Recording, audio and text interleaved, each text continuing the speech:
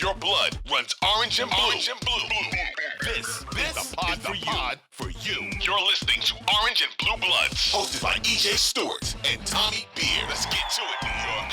Now head down 3-1 in this series. So along with the other issues that happened in this game regarding the Knicks and their play, Knicks have now also turned their frustrations towards the officiating. So after the game, Julius Randle and Josh Hart, who both fouled out in the game, voiced their displeasure. I wanted you to hear from Randle, who spoke about what this game was like in regards to the officiating. That was tough. As far as officiating, that's one of the toughest games I've been a part of. Usually the physicality in the playoffs is up. I don't know, I had 6 fouls, and I think maybe 4 of them were offensive fouls or 5. It's never happened in my career, so that's tough. So Randle there voicing frustration with the officials. Here was also Josh Hart talking about the officiating after the game as well. Josh, was it frustrating, some of the calls? What you think? Did you see him? Yeah. You saw him, right? You're out playing. I'm asking what you thought. I'm happy you see from my reaction. I mean, I get told about a foul. I think it was my Kyle Lowry foul. I'm trying to just get out the way. He just When he hit you with that one? The offensive foul. And Ju went and laid it up, and then I told one of the refs, they did the same thing. Jimmy layup. Actually, I'm just trying to get out the way. Jimmy has a wide open layup. Mitch tries to go contend it. Bam just grabs him. And you're gonna tell me, I'll tell you that. I don't disagree with what you're saying. I don't understand if you don't disagree with it. Then it's two different outcomes. I don't understand. So Josh Hart there talking about one of the key offensive fouls Knicks had down the stretch where Randle got an open dunk. But Josh Hart was called for a clear out around the basket where Kyle Lowry essentially took a charge. So free throw disparity actually was not much of a factor in this one. The Heat shot 24 free throws, Knicks shot 22.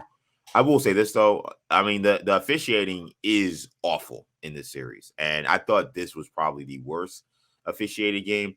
And starting with Kyle Lowry. Now, again, credit where credit is due. As you said, Kyle Lowry's playing great basketball in terms of his actual play. But then there's other things that aren't basketball that he's also getting credit for from the referees that I think has gotten out of control. Like, this guy just throws himself on the floor, and the refs are looking to call fouls.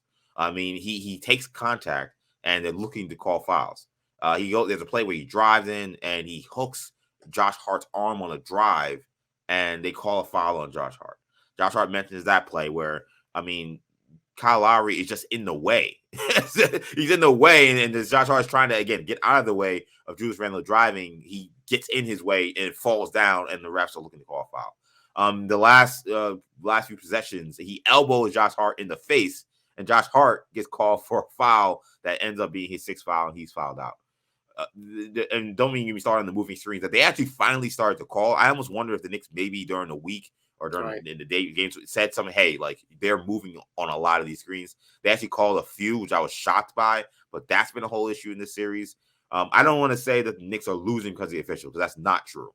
But the officials are not doing their job. And I think one of the things that I hate about the online discourse, a lot of this stuff, is that if you say one thing is happening, it means that you're discrediting other things. Like I talk about the fact that Tibbs not making adjustments. I got someone tweeting me, well, the players aren't making shots. Yeah, duh. Anybody watching basketball, anybody watching the games can tell that players aren't making shots. That doesn't mean that something else isn't happening. So we can talk about yesterday, and the people talk about the officials say, well, the Knicks didn't get a rebound. Duh. Anybody watching the game can see the Knicks didn't get a rebound. But that doesn't also mean that that the officials aren't also calling a terrible game. It doesn't negate one thing or the other. So that whole discourse has been driving me insane in this series. But yeah, the Knicks, that officiating last night was bad. I thought the last charge on Randle, I didn't like. Strus is moving up into Randle as Randle is driving to the basket. That's a play that I feel like the Heat have been called for blocks pretty much the entire series. And when the Heat do it, they get called for a charge. I don't know. I don't know. How have you felt about the officiating in this game and in this series? Did you feel like it was a factor last night? I thought the officiating was poor. I thought there was some missed calls. But I also feel like my general sense is these things tend to even out. I thought probably the most egregious call in the series was the 3-pointer that hit the Yeah, rim hit the in rim. game 2, Yeah. that the Knicks benefited from. That same play, 5 minutes left, second quarter, the continuation 3-pointer from Brunson on the Hartenstein, Bam fighting through the screen, the 4-point play. Yeah. So that was a big play. Knicks got the benefit of the challenge from Tibbs, which I didn't expect to get overturned. What was that about? I still don't have a great explanation for that. I guess they were saying that because the shot was I don't understand, because they were saying, well, the shot was released and therefore like the offhand is not part of the.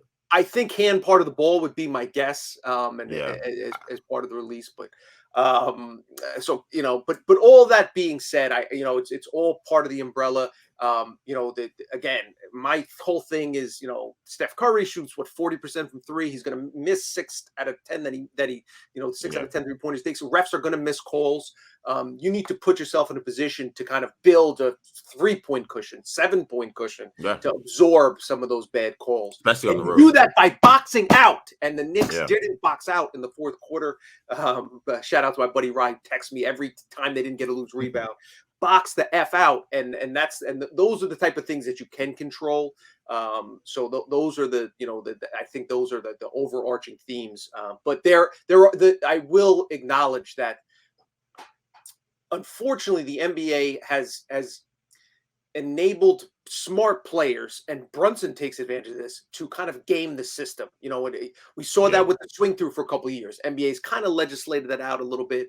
We saw that with the take foul. The NBA's done that. So, but the NBA does need to do some things where, and Harden was great at this, when a guy just puts his arm out and he yanks his arm in and then goes up for the shot while not his arm. That's what Lowry did in the fourth quarter last night. So there are little things here and there that the NBA can certainly improve and needs to improve going forward, because the last thing you want is games to be decided by officials and referees. But again, like I said, Knicks lost 7 of the 8 quarters that they played. It was Miami, so it wasn't like that was the defining point. But there were also some unfortunate calls. Yeah, I mean, I think that 2 things can be true. Knicks could be being badly outplayed, and the refereeing could also be being terrible. And I think that's what we're seeing. There's a part of me that's a little concerned. I mean, I'm concerned about a lot of things in this series. Part of me is a little concerned at the players woofing about the refs at this point. Yeah, that's the other thing. Focus on the Hart too much. I love Hart. Stop worrying about these kind of big. I'm surprised he didn't get a technical last night. Randall almost got a technical in the fourth. Focus on boxing out. RJ's had like 2 technicals in the series. RJ's unsurprisingly, but yeah. So those are. I agree that. But I understand his frustration, and I'm a terrible sport, and then when we're all competitive and yada yada. So I try to look the other way and that stuff. But just don't get texts, because the texts are the things when points are at a premium this series. So at least they didn't get a technical. It's. I kind of, because there was so much that went wrong in this game, I don't know if I need to hear from Randall and Hart about the referees. That's for, I think, the fans. I think that's for Tibbs to say, hey, because I don't know. I didn't see any comments from Tibbs. I'm sure they asked, but I didn't get to see any. If he mentioned anything about the referees, but Tibbs, I think, does have to. And I don't think Tibbs does a good job of that. I think. He's very careful not to get fined. We talked about it after Game 1 or Game 2, where he should go in the media and say, "Listen, there's illegal screening every time." Start his press conference and end his press conference with that stuff. I don't know. I don't know if he's trying to save money for his kids' college funds or whatever. But it just seems like he don't want to get fined. So he will just say, "Oh, we're getting contact," and he won't go any further. He won't elaborate on what that means, or he won't even mention it at all. And it's crazy because again, he had 3 games where they were setting a legal screen after a legal screen, and none of them were getting called. Although, like you said, it's possible they went behind the scenes and sent tape. Right, I'm saying I think maybe they did, and it changed in Game 4 where they were still setting some, but some were getting called, and you're not gonna get every call. Again, we're not being unrealistic here, but the fact that went on that long, and Tibbs never mentioned that being an issue. And this is a guy who talked about how much film he watches. I'm like, how do you watch this film and not see that every time, Cody Zeller sets the screen, he puts his arms out and elbows out and then ducks under to make his body longer and wider than it is. I'm like, that guy sets the worst screens. I mean, they're effective because they don't call them fouls, but that guy sets the worst screens I've ever seen. And he never gets a friend. Again, yesterday was the first day I think he got called for an illegal one. I'm like, this guy sets an illegal treatment every time, and they don't get called. So the fact that Tibbs didn't talk about this was ridiculous. But yeah, I think that it doesn't speak to the Knicks being the greatest mindset that they're woofing about the refs and how Randall saying this is the worst refereed game he's ever played.